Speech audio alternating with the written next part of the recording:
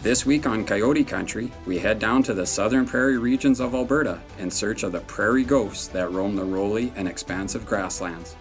With this being our first ever trip down to the Lethbridge region hunting coyotes, and duly noting that the crew on this trip was fairly new to calling coyotes, this soon was going to be an experience they wouldn't forget. With easily over 20 coyotes called in over the next 2 days, it was fair to say that we had some new fans hooked on coyote hunting. So with that all being said, let's get to that Prairie Ghosts Part 1 Coyote Country action.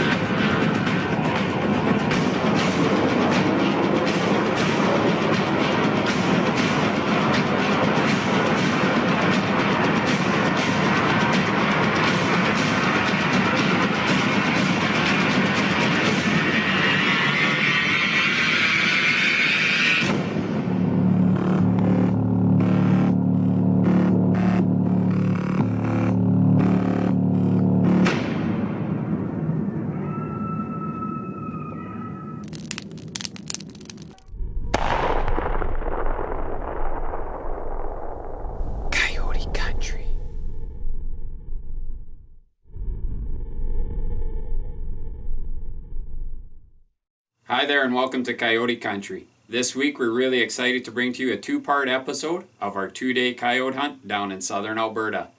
Now joining us on this hunt are good friends Scott Nato, Tracy Reed, and my brother Cyril.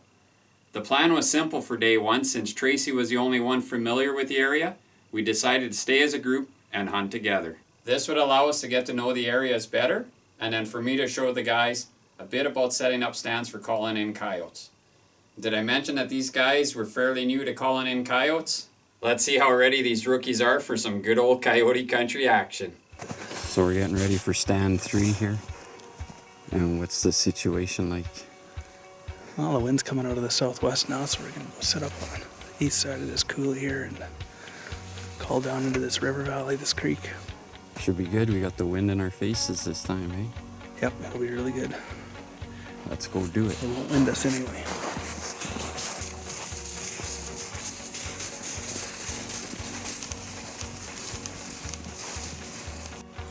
Some sign, and they're going the right way. Big dog tracks.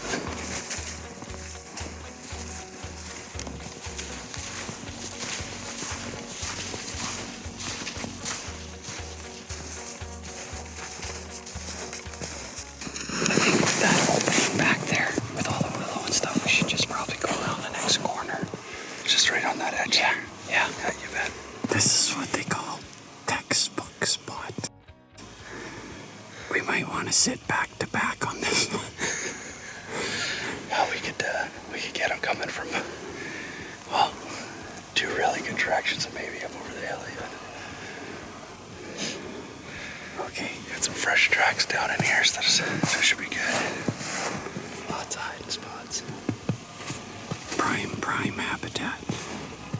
Closer shots. This looks awesome. You all set to go? You bet. Everybody's all locked and loaded. Yep. Ready to go. Yep. Okay. It's go time. You got a rangefinder on you? Yeah. No pressure, Ted, but there's like 3 guys up there with extremely itchy trigger fingers, so do us proud. Now, not coming from the south, it never ceases to amaze me how wide open the prairie country really is. But if you do your research and can find habitat like this in low-lying areas, out from the wind, you can almost guarantee there will be coyotes not too far away. It wasn't a couple minutes when I quickly spotted movement on the far side of the valley across the willows, and I motioned to the boys to get ready.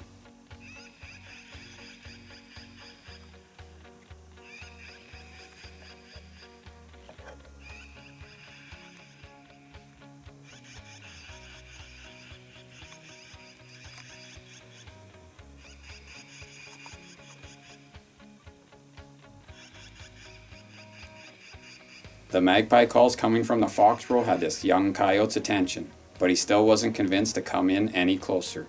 Challenge accepted. With a quick switch to the luscious lips on the foxborough remote, and just like that, the game was on.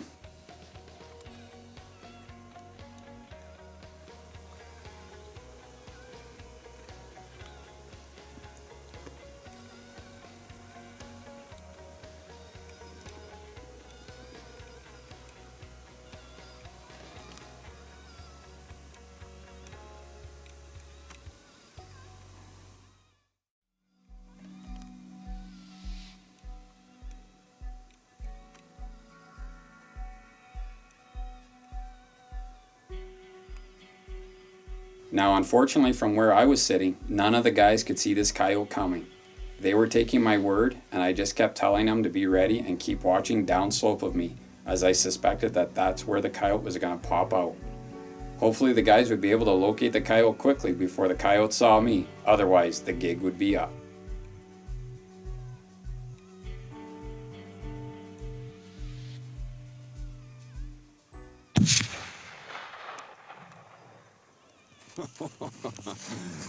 Do I dare ask who? Who's got the bigger smile? Sounded like a big stick. It was a big stick. The 243 did her? Yep. Scott, you're no longer a coyote calling virgin? Yeah. Right on, good shot. How close? 75 yards? Yep. That's what it was? Like right there. Yep. Chip shot. Yep. Right on. That'd be, guys. Perfect. Stuff, huh? High five. And one for the cameraman who spotted it. Yeah. Good shooting, Scott. Thanks. That 243 found the mark, eh? Yeah. Yeah. First time I thought of anything. Gee, he's got a porcupine quill right through his jaw here. Look at this. Is that right? Yep. Oh.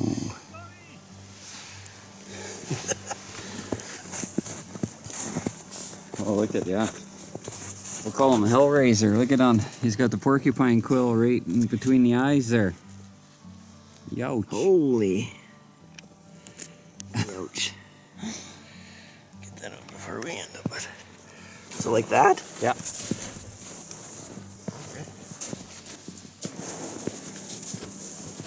Job's Foxborough shockwave did its job.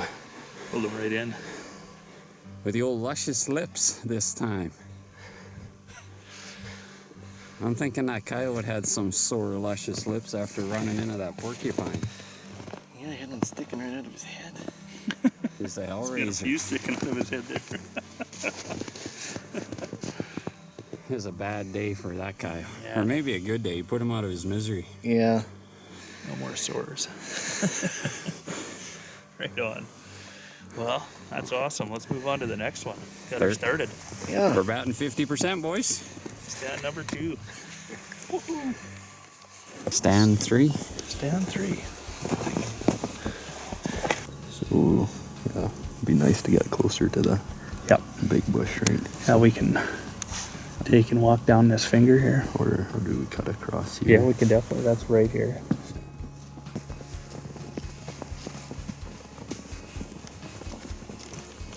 Looks like here on our way in, we're following badger tracks. You can even see the claw marks in the snow. Pretty cool. And it's going to where we're going. That's right.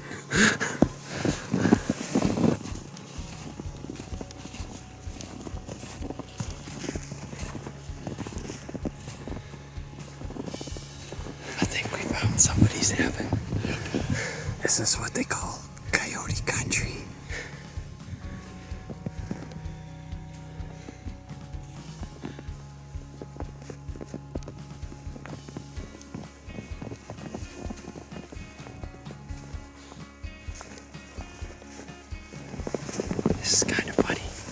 because I'm used to being the short one.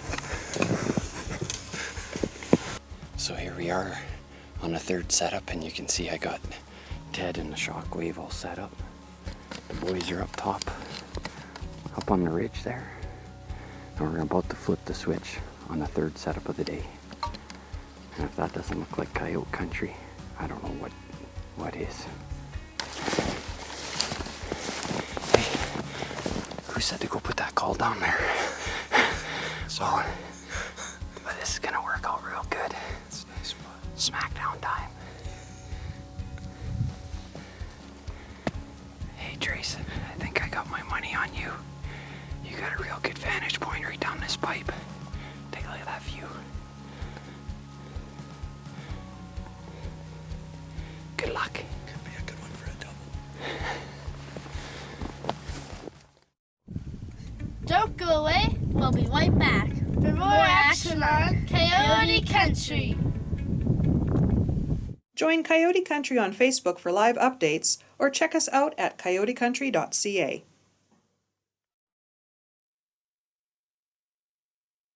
Now, unfortunately, it's difficult to slide in a day's worth of coyote hunting into a 22-minute episode.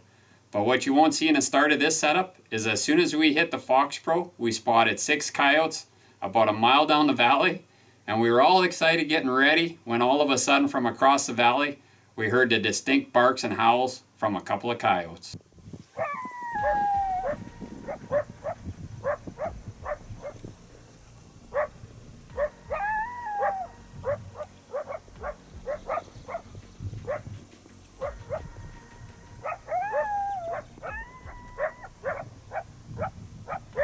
These coyotes were really worked up, as you can see in here, and they didn't like the fact that we were in on their home turf.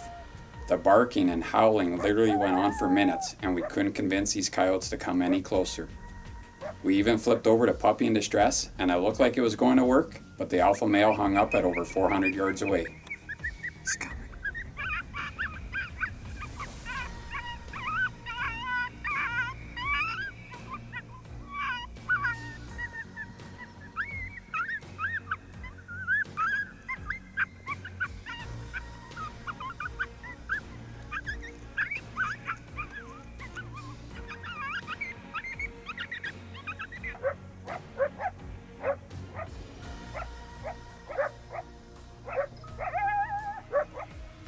Finally, the second coyote appeared on the lower portion of the valley, and I let Tracy know that I could see this dog and that it was well within shooting distance.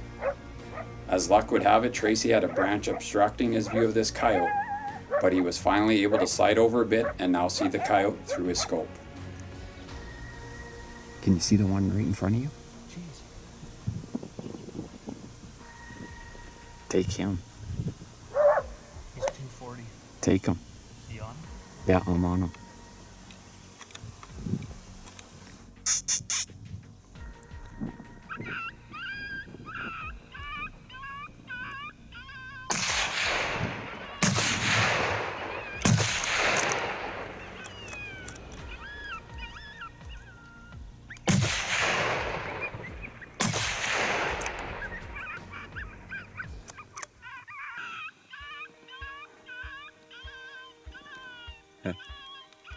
Hey, easy on the ammo down there, boys. Oh, son of a gun.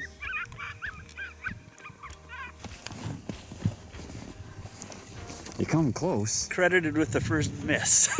Ooh, yeah. That dreaded word. That dreaded word. You just, I don't know where you hit, but it was close.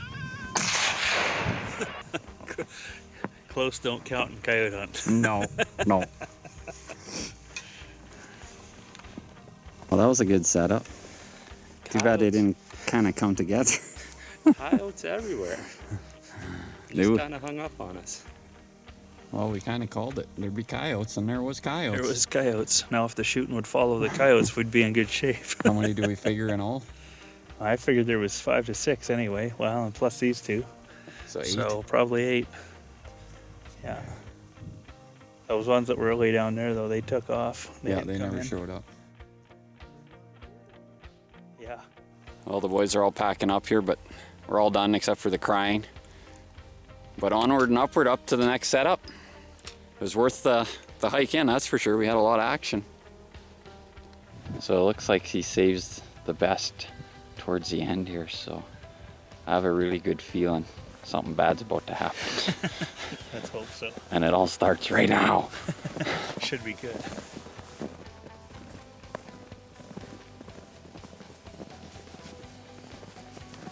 The coyotes are gonna wish they didn't run into us today. I think we just died and found coyote heaven. Take a look at this.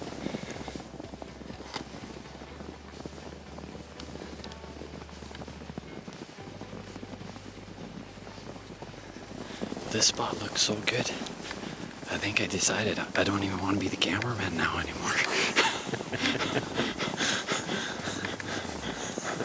If you guys aren't dragging each a coyote out of here, I'm gonna be disappointed.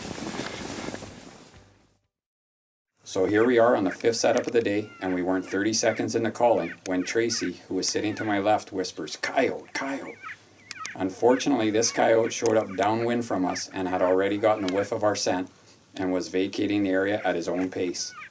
But little did this coyote know that he was going to cross paths with coyote country again in the not so far distant future, and that the next time he wouldn't be so lucky. But I digress, as it wouldn't be long when little bro, who was sitting to my far right, had a coyote in his sights.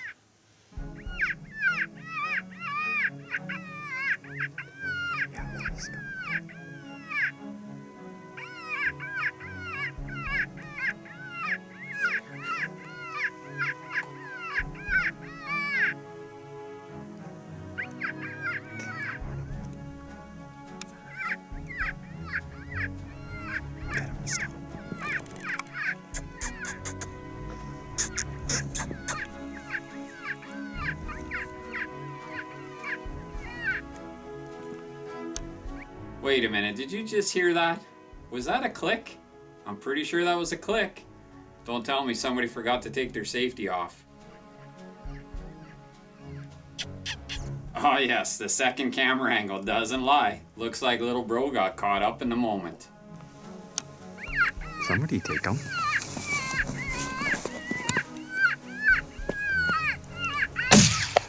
Oh, a nice shot. You totally redeemed yourself. Remember coyote number 1 earlier in the setup? Well, even after Tracy made an incredible running shot on what should have been Cyril's first prairie coyote, guess who was still in the area? Yep, you guessed it. As we were watching coyote number 1 from about 600 yards away, we soon realized that he was doing a little hunting of his own and appeared to be mousing. I'm telling you, that's all I needed to see, and I quickly threw both squeaks onto the Fox Pro remote, and before you knew it, we had this guy coming in on a string. Get ready, little bro, because here comes your second chance. Cyril, take your safety. Just try to stack up.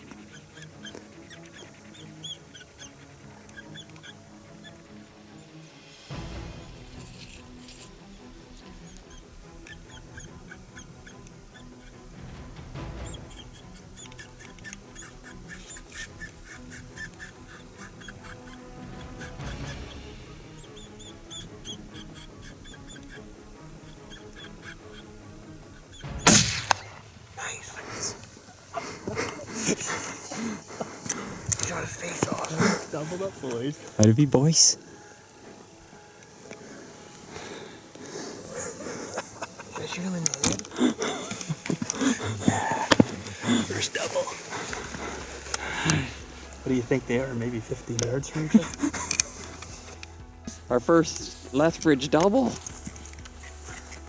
Good shooting, bro. After the failed safety. Yeah, I heard a whisper of something about a safety. You know, that's a rookie mistake, eh? Yeah, I know. Thanks for the cleanup, Tracy. Just coming up to Tracy's dog here, and you can see the skid marks as he made a heck of a running shot on it. Nice white dog, too.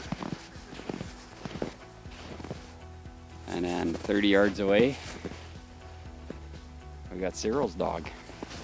Well, it wasn't exactly textbook. but we had 2 coyotes come in, and boy did they come in. The first guy came in on my side. I'm first shot. And what do? But the rookie mistake of forgetting to flick the safety. Thankfully Tracy was there to back me up and whacked a nice big dog. Nice. Took a little bit of calling to get the other guy to come in, but he finally committed and paid the price. Yeah, the foxhole did the job on him. I couldn't believe he came in after smelling us and everything. He just kept coming. Nice big wide open flat area. Definitely a good stand. We'll have to try this one again. Stuff. Well, that's a wrap up of part 1 of Prairie Ghosts. Don't forget to tune in for part 2 of Prairie Ghosts next week right here on Coyote Country. Coyote Country was proudly presented by CR Backwoods. The Coyote Country action carries on in part 2 from southern Alberta as the crew continue their pursuit of those elusive prairie ghosts on next week's episode.